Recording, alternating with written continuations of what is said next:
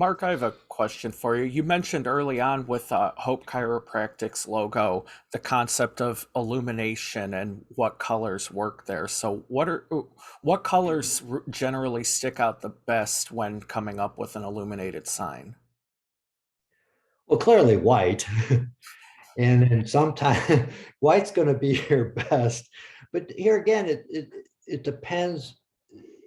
Sometimes we have a client we're going to be working on. We actually have a term what's called a blackout or blackout. So you buy black blackout, and so your logo is actually what's not black, and so by default it becomes white as opposed to actually printing a white.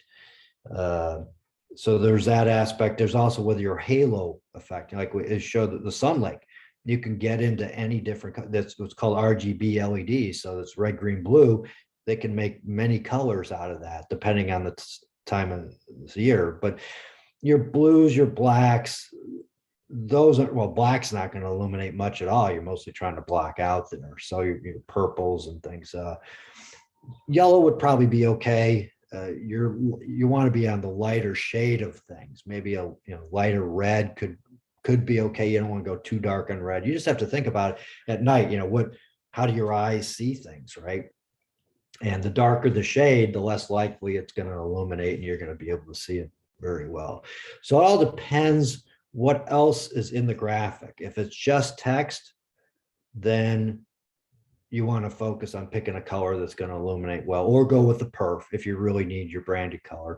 If you have other things going on in the graphics, it probably doesn't matter as much anymore, because then the other things start to highlight, and your mind could probably start to figure out what color that is. Hmm, fascinating. Yeah.